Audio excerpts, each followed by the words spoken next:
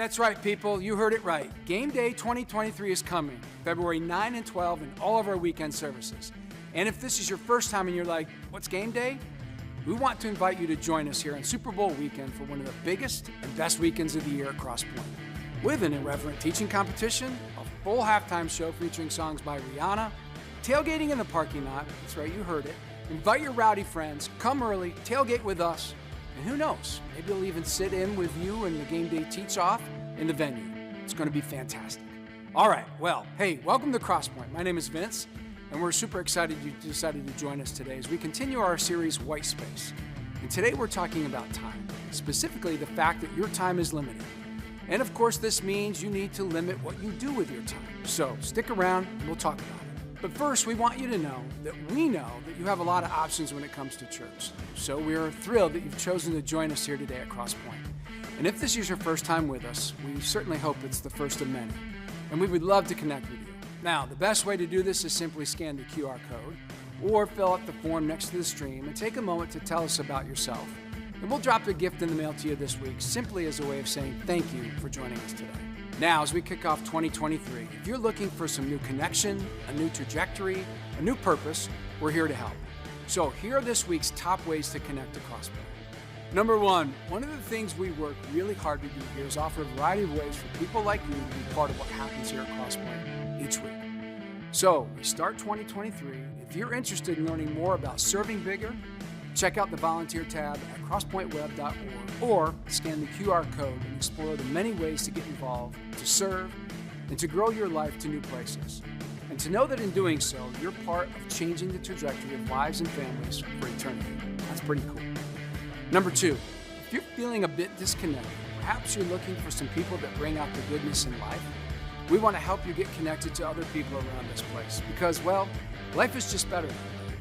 One of the best ways to do this is to join a small group, and groups are resuming later this month. If you're interested, scan the QR code, and it'll take you to our current small groups here at Crosspoint. And just trust us on this. Joining a small group will be a game changer. There are groups for women, for men, groups for anyone regardless of gender, relationship status, online or in person. So check it out. And if we can help, just let us know on your connection card or DM us on Facebook or any of the social media channels. Number three, hey parents, we've got baby child dedications coming on January 26 and 29 in all weekend services. If you'd like to participate or just want to find out more about baby child dedications, just let us know on your connection card or scan the QR code and we'll be in touch with you. All right, we've got a great service today. Now, if you're like me, it seems like our lives are packed to the limit. And let's be honest, we're all busy. Work, family, friends, community involvements, and other responsibilities. Sometimes it seems that our days are so full that we don't enjoy anything because we're trying to do everything. So we're going to help solve that today. But first, let's take a look at this great moment from comedian Nate Bargatze.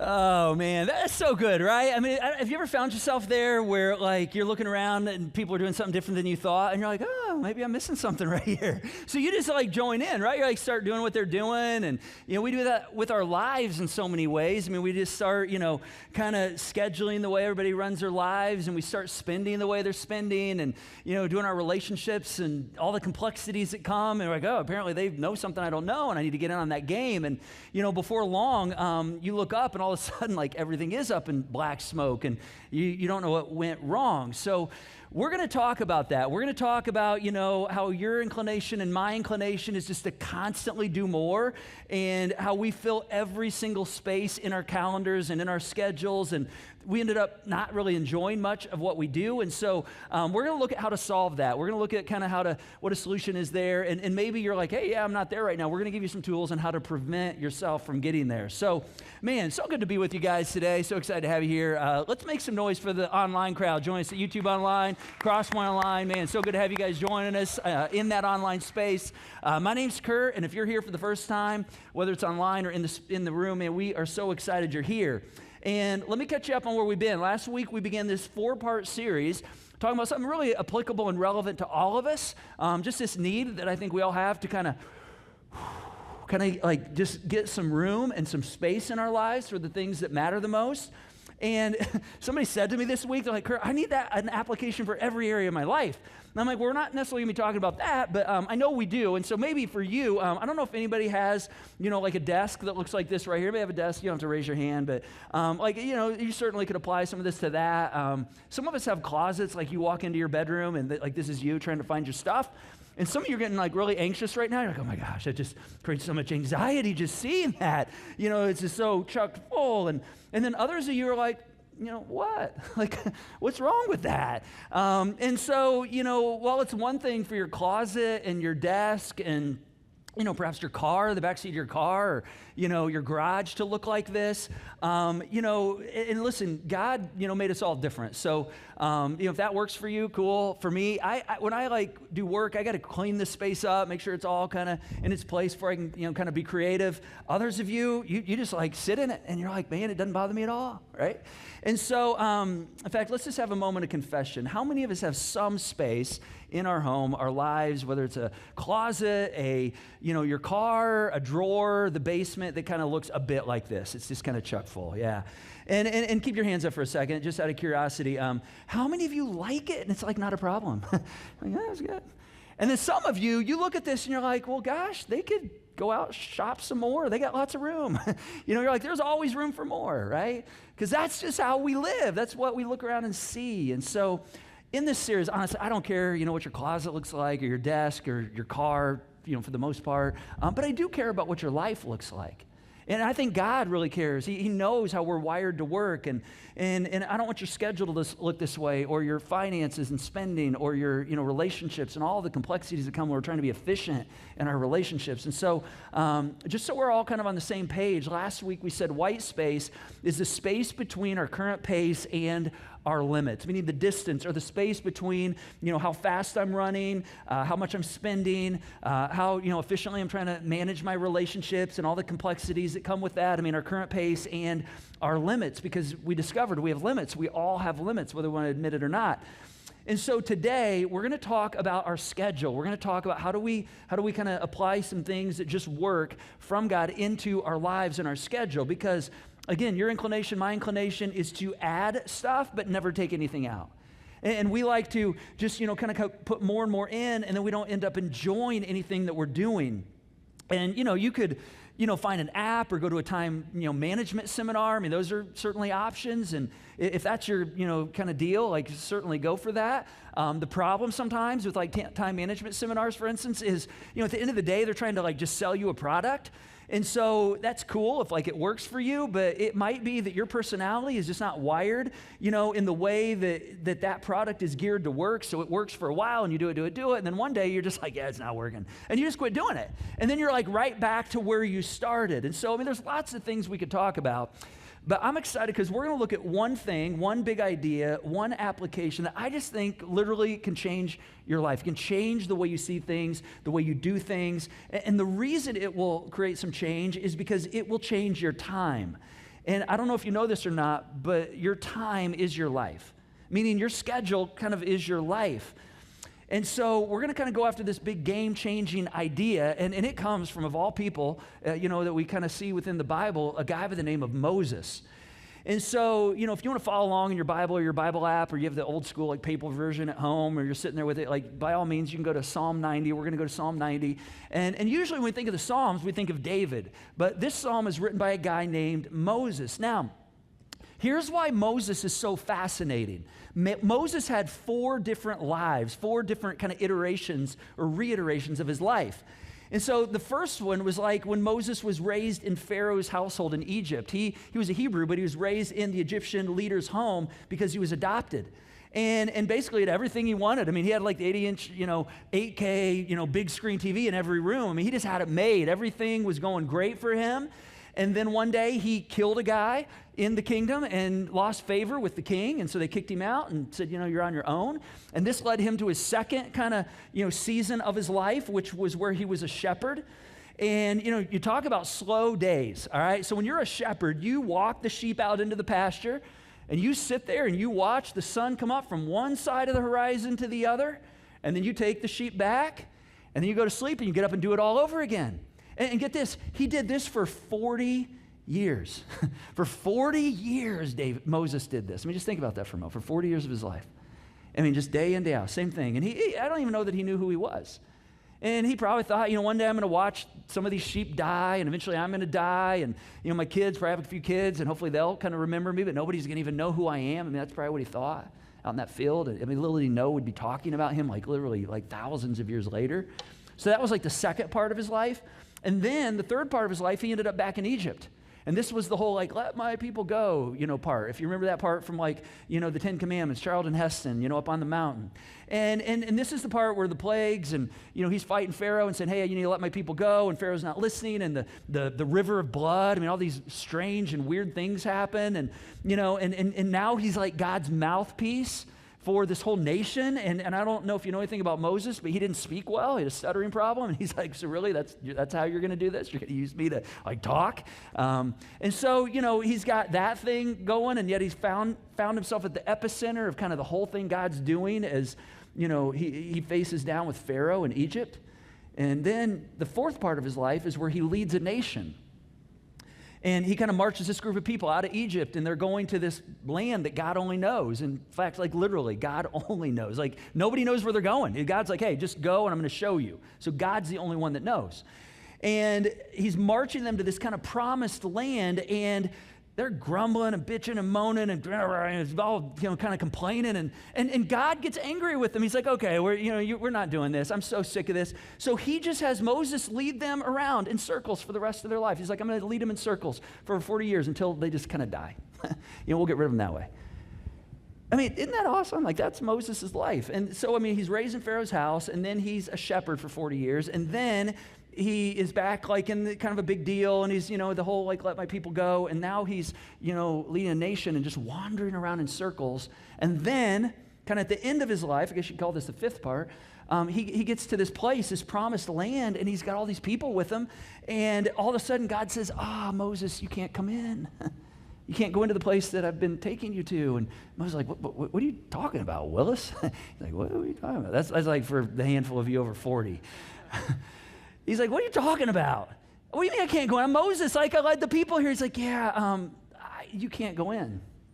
I mean, here's what I'll let you do. I'll let you go up on this mountain where you can peer, you can look across the valley into this amazing place. It's flowing with milk and honey and goodness.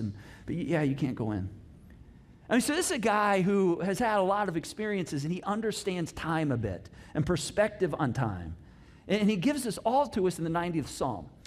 And in this psalm, I'm telling you, this is the context of every single decision that you and I make in regards to time. And so, again, it doesn't matter whether you're Christian, religious, irreligious, whether you believe Moses really is a historical figure or not. None of that matters. I mean, this principle, if you'll just walk this out, it works because it sets a context for, again, every decision we make in terms of how we use our time and what we cram in and what we pull out. So I'm going to read these verses to you. We're just going to kind of go by it, kind of verse by verse. And I'm going to explain a bit. It's ancient Hebrew text, so it's kind of a little, awkward translating the Hebrew back to English. And so in the end, though, we're going to get to this powerful, powerful thing that I think will really help us kind of look at life different. So Psalm 90, here we go. It says, Lord, you have been our dwelling place throughout all generations. Meaning, as a nation of Israel, our identity, throughout our history has really been rooted in the context of who you are. He says, now before the mountains were born, I mean, just think about that for a moment. You ever thought about the moment the mountains were born?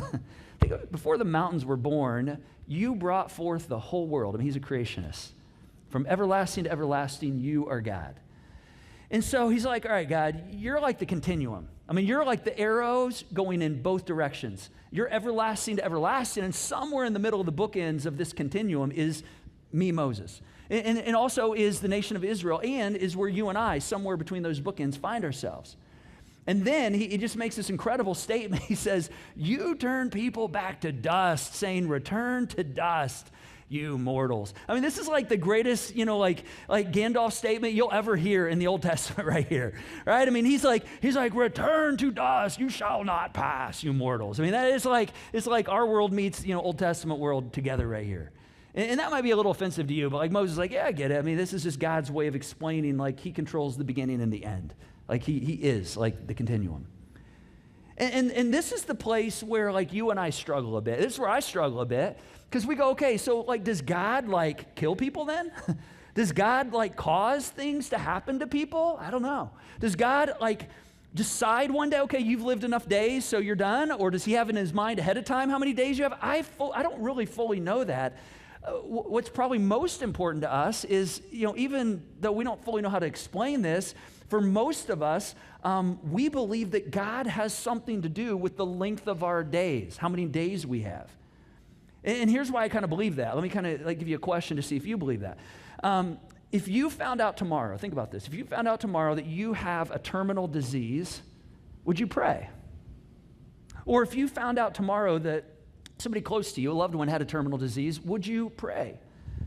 Even if you haven't prayed in like a really, really long time, you'd probably go, yeah, I'd be like, oh my God, like please give them a little more time. Please give me a little more time. Help me to get through this. Or, case in point on this, I mean, we think again back to a little over a week ago, the Bills-Bengals game where, Damar Hamlin went down with the cardiac arrest, and like all of a sudden you just see like people getting together and praying. I mean, people probably haven't prayed in a long time. Circles around the field, the players, around the ambulance. You have commentators like Adam Schefter talking about like, we're all praying for this guy. You have, guys like Scott Van Pelt on SportsCenter saying, obviously we're all praying. I'm like, oh my gosh, I've never heard these guys use this language, which just kind of goes to show that again, in moments like this, there's something in us that believes that somehow God has something to do with the number of our days. Moses goes on, he says, 1,000 years in your sight is like a day that has just gone by, or a watch.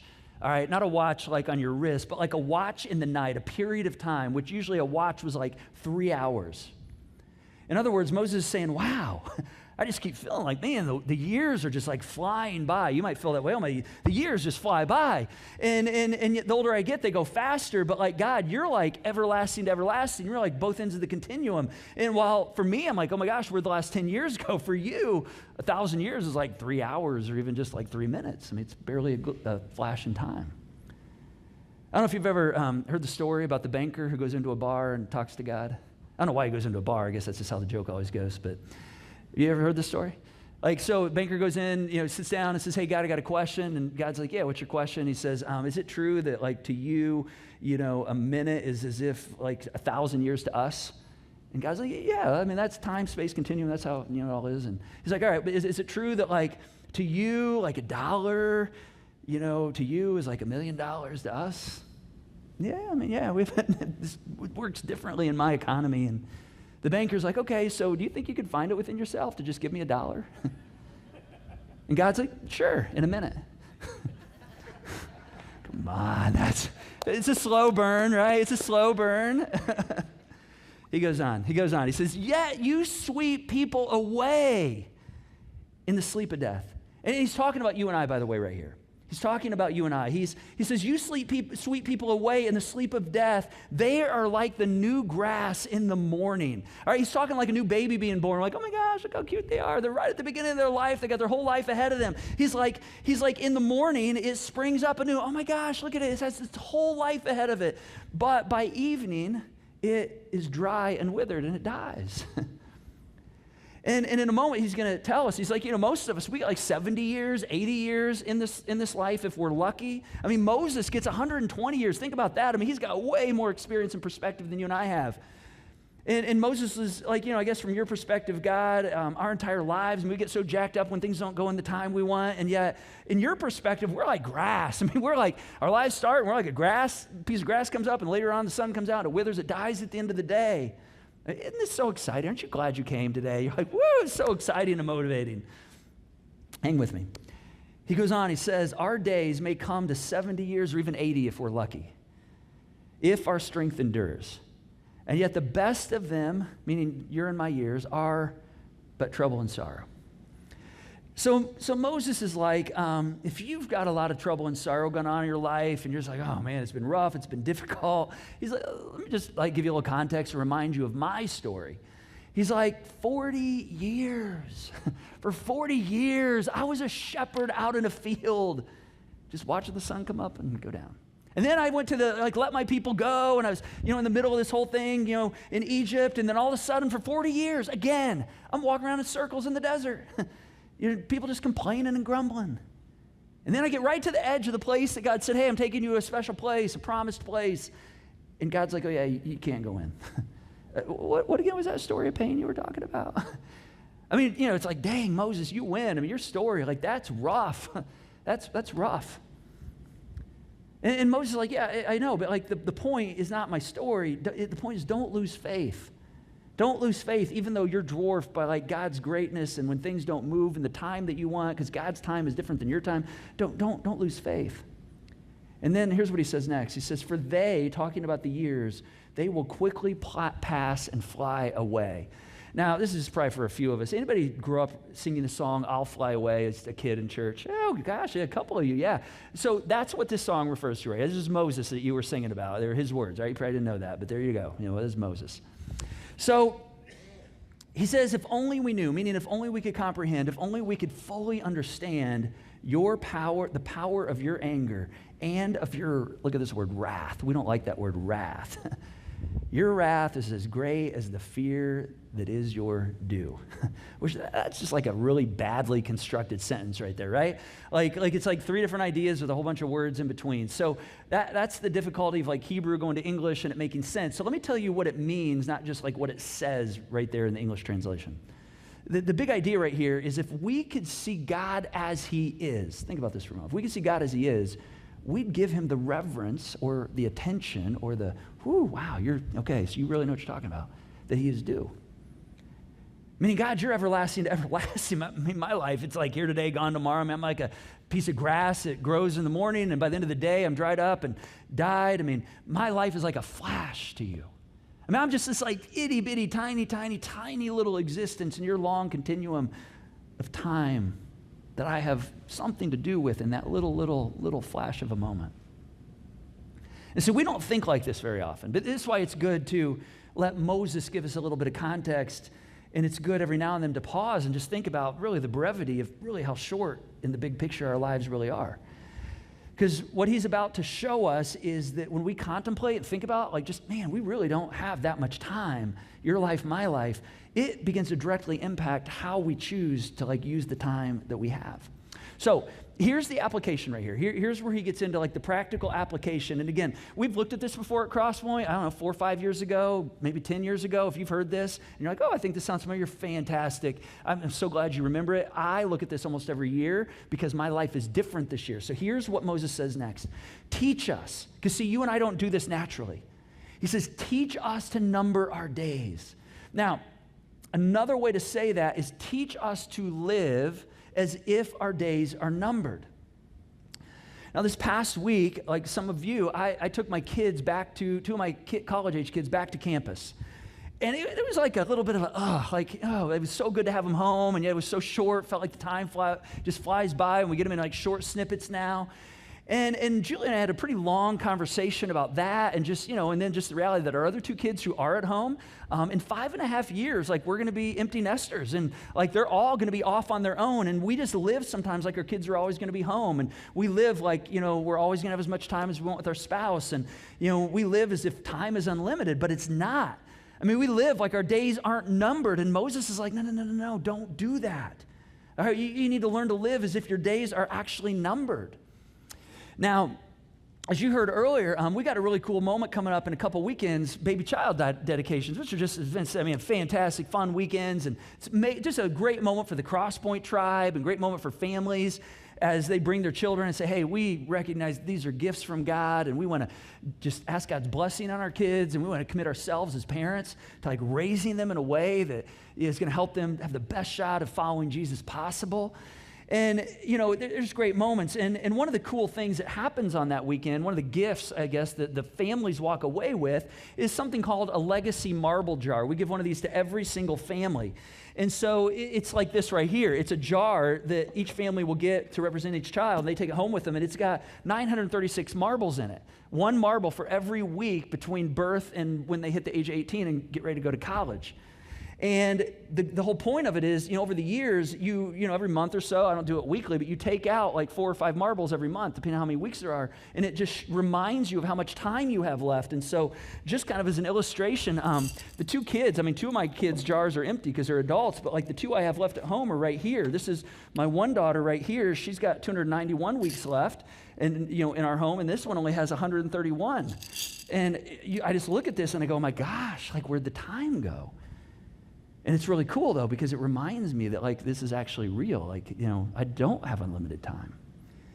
And so, if you want to be a part of baby child dedications, you can scan that, let us know if you want to find out more. We'd love for you to be a part of that. But, like, these are just some really cool reminders for me personally. Teach us to number our days. This is what Moses says. And then here's the promise. There's a promise at the end of this application. Teach us to number our days meaning this goes somewhere. It takes us to some destination that we may gain. All right, you ready to see like what he says? Here's what you're going to get. If you will begin to look at life and say, okay, I got limited days. He says, if you'll begin to look at life this way, you're going to gain something. Here's what you're going to gain. You're going to gain a heart of wisdom. He says, teach us to number our days, because we like to live as if our days aren't numbered. We like to live as if we're going to have our kids, for unlimited days in our homes. And what he says is when you begin to look at life and you go, oh my gosh, I get wisdom when I begin to realize I've got limited amounts of days. I just see life differently. And all of a sudden, I begin to see more clearly what I should put into my days and what I should not put in or I should take out of my days. Like immediately all of a sudden become wiser. Like as we're going to see in a moment, like all of a sudden you have this perspective like, oh my gosh, I can't do that anymore. Oh my gosh, I need to make sure I add this in because this is missing, or I need to dial this up a bit, or I need to turn this down because we're spending too much time on this. Not take it out completely, but we need to, just kind of put some priorities on other things. And so backing up from what Moses just showed us right here, here's kind of a summary statement of what he's saying. He's saying, remembering my time is limited actually gives me insight to know how to spend my limited time. Now, I want to tell you about a lady you've probably never met before, a lady by the name of Bronnie Ware. Bronnie is an Australian nurse, and Bronnie spends most of her time caring for patients in the last 12 weeks of their life, usually the last week or even few days or hours. She's a hospice nurse. And a number of years ago, she started asking her patients a question, just one question about, the time she would spend with them, caring for them. And she shares this in her blog that's now a book that's called the Top 5 Regrets of the Dying. And she kind of shares this question that she asked her patients, which was, do you have any regrets? Now that you're in the last 12 weeks or week or even few days or even hours, do you have any regrets? And she began to see a pattern. And so today I'm gonna fast forward you a bit and help you get some perspective that you're not going to be able to get any other way. And so I'm going to show you like the top 5 things Bronnie kind of just saw rise right to the top as she asked this question. It typically that came from people that knew their days were numbered or even hours were numbered. And due to time, because the clock's getting away, I'm going to kind of quickly go through the first 3 and just kind of read them, and then I'm going to spend more time on the top 2. All right, so here they are in reverse order. Number 5, you guys ready? I wish I had let myself be happier. You might want to get your phone out. This is something you might just want to screenshot at the end. Number 4, I wish I had stayed in touch with my friends. Number 3, I wish I'd had the courage to express my feelings. And then the top 2, this is interesting because I thought number 2 would actually be number 1, but this was surprising. Number 2, regret. I wish I hadn't worked so hard. Now, we've heard that before, right? That's nothing new. But here's what Bronnie wrote in her book about what she heard. She says, this came from every male patient I nursed. Think about this for a moment. Every male patient I nursed said, I wished I had not worked so hard. They missed their children's youth and their partner's companionship. Women also spoke of this regret, but as most were from an older generation, many of the female patients had not been the breadwinners. All of the men, think about this, all of the men, all of the breadwinners, so that if you're a woman, you're a breadwinner, all of the breadwinners I nursed deeply regretted spending so much of their lives on the treadmill of their work existence. Whew, wow. You can thank Bonnie for that if you ever get a chance to meet her.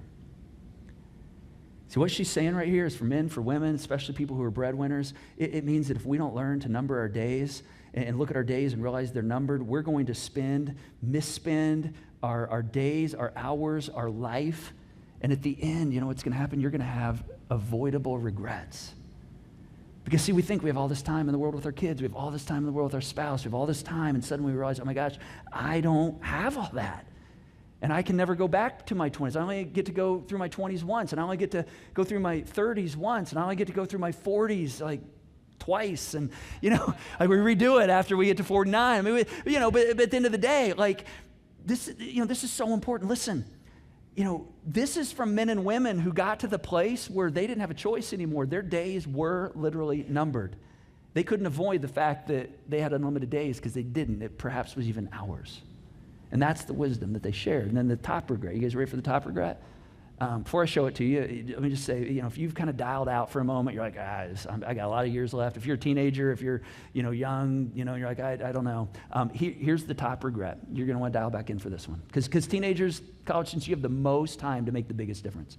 Number one, I wish I had the courage to live a life true to myself, not the life others expected of me. Let me say that one more time. I wish I had the courage to live a life true to myself, not the life others, culture, friends, boyfriends, girlfriends expected of me. This is a staggering reality right here. Now, here's what she said about this. She said, this was the most common regret of all. When people feel like their life is almost over and they look back clearly on it, it's easy to see how many dreams have gone unfulfilled. Most people had not honored even half of their dreams and had to die knowing that it was, and this is amazing right here, look at this, that it was due to choices they made or didn't make.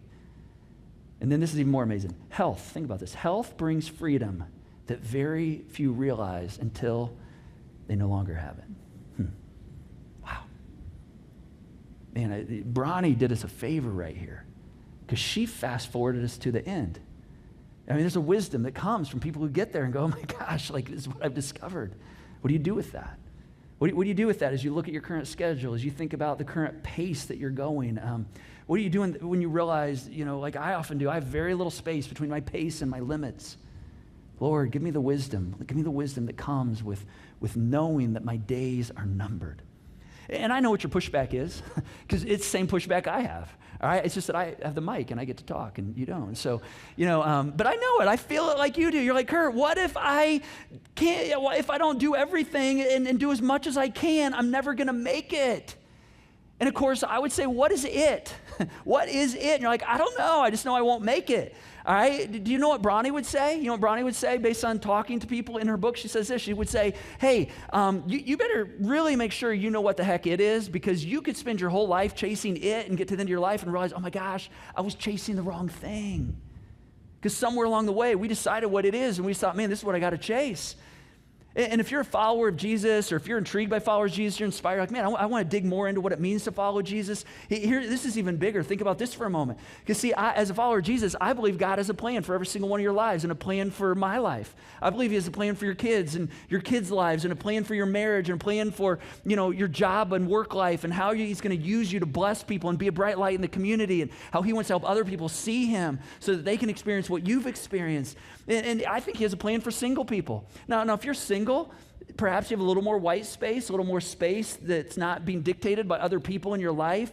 And yet it's so easy for others to start dictating and telling you should live this way and do this. And you could spend your whole life, think about this, you could spend your whole life never having even defined what it is. And God said, no. I want you to live as if your days are numbered. Because, man, when you do this, you will automatically begin to see things differently. Now, we're going to help you with this a little further. All right, we're going to actually make this very tangible. We're going to give you a homework assignment. All right, who's ready for some homework? You guys ready for some homework? All right, so what I want you to do, here's how this is going to work. I want you to reach in front of you, those of you in the room, and there's a card and a pen in the cup holder. You can take this with you. You can take the pen. Some of you have been asking for pens. Like, I love the pens. And so take this with you. Online, if you're tuning in, you can screenshot this. You can go to the connection card. This is printed in the connection card for you. And so what I want you to do is I just want you to fill this out. And here's how it kind of works, all right? So I want you to think through the top line, the plus line. What do I need to add to my schedule that's currently not there at all? What do I need to add? What am I going, oh my gosh, in light of the time that my days are numbered, what do I need to add in? It's pretty self-explanatory. The second one, the subtraction sign. What do I need to remove completely? Now this is a tough one. Let me say a couple things about this. You might need to put a name there. Perhaps for some of you, even a series of initials. All right, and if I could be so bold, some of you, you know there are people in your life, a person, and they are just sucking you dry. They are like, put a straw in you and suck me dry. And you know it. And your close friends have told you, and your parents have told you, and you know it. You're like, but they're nice people. And it doesn't mean they're not nice. It doesn't mean they're bad people. It's just that they're taking way too much of your time, and at the end of the day, you don't have anything to show for it. It might be friends. It might be weekend things. It might be, as a couple. Maybe you have a couple, and you spend a lot of time, and they always want to be with you, but you're like, every time we walk away, I just feel depleted, and I just feel like it's taking so much, and yet I'm not walking away with anything. Maybe for this season, something just has to go.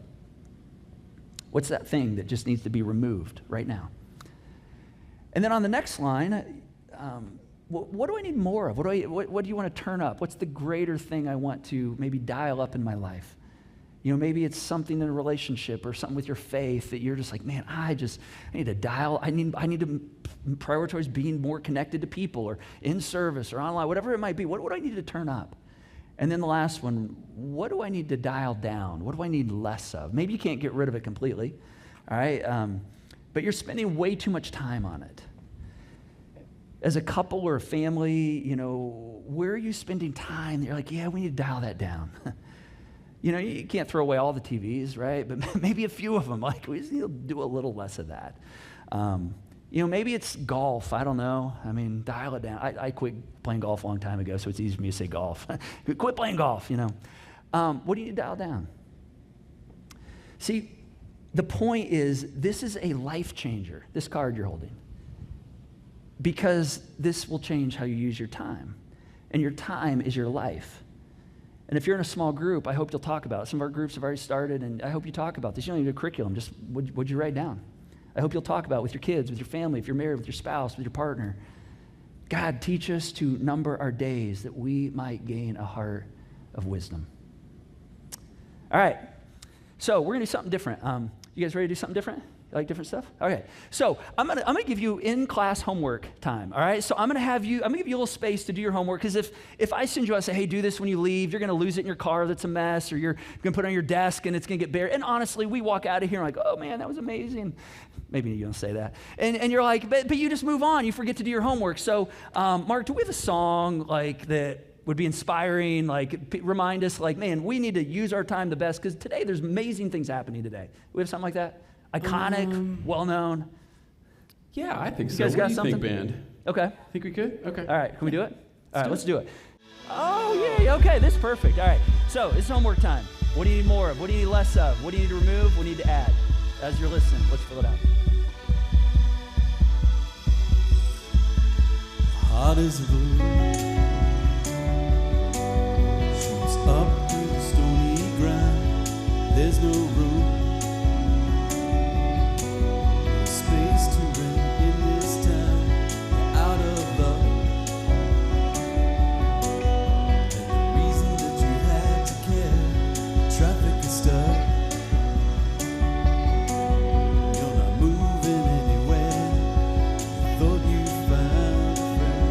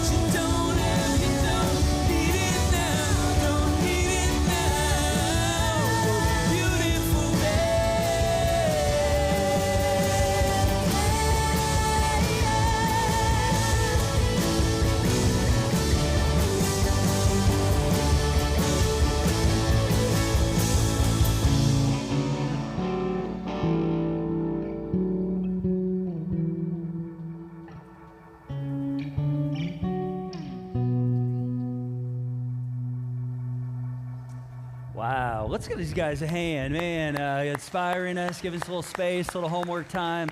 I tell you what, I hope that you were able to write some things down on this list, because this will give you some giant God-sized perspective. It'll begin to trickle down into your life and your schedule. And honestly, when you walk out of here, I mean, you're going to walk out with wisdom in a way that you just didn't come in with. And see, here's the cool thing. Did you know this is the life? I mean, this song just said, hey, take me to that other place. I mean, that place beyond what I have right now. Did you realize this is where Jesus invites us to go? That's the invitation. If you'll just follow me in these ways and orient your life on my principles, man, you're going to experience life in an entirely different way. Teach me. Teach me to live as if my days are numbered. And when I do, man, I'm going to gain a heart of wisdom. Hey, let's go ahead and stand. We're gonna do something again a little different as we kind of wrap up here. Usually I would pray for you guys, and I'm not gonna say an out loud spoken prayer. In fact, we're gonna sing a prayer. We're gonna close with a song that is a prayer, and if you sing, you like to sing, man, sing along with us and make this your prayer. If you're like, yeah, Curt, I don't sing. I don't even know how to do that. Just stand here, just soak this in. Because see, here's what I believe.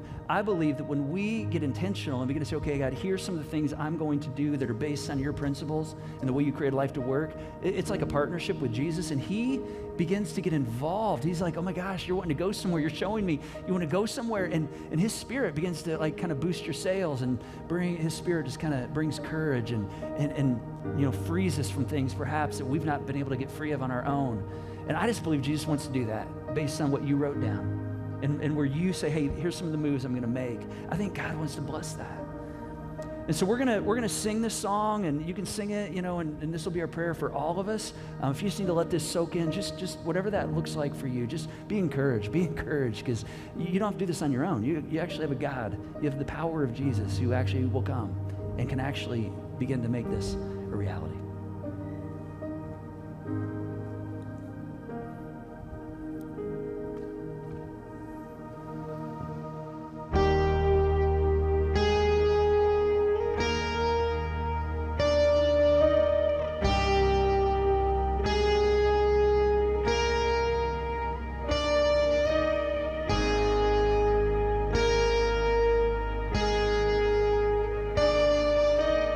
I just want to speak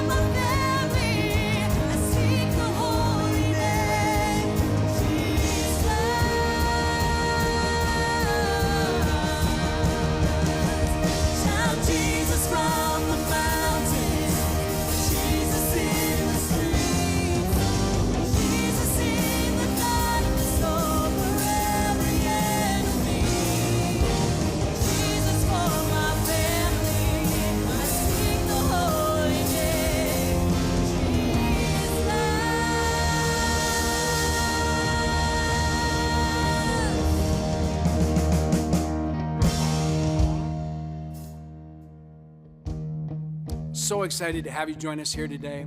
And that's our prayer for you today, that you would come to know and see that Heavenly Father has the power to remove the things that are holding you down so you can live life with more peace and more weight space. And here's the cool thing. As you follow this lead, life is so much better, and we are so much better at life. So be encouraged. Now, if you'd like for someone to pray with you today, simply text the keyword "need prayer" to 317-834-7373. And a member of our prayer team will be in touch with you today. And if you'd like what you experienced here and you'd like to donate, you can do so on the online Joy Box by going to the Give button at the top of the screen and make a donation, and know that you're part of fueling all the goodness that comes out of this place. Have a fantastic week, and we hope to see you next time for part 3 of White Space.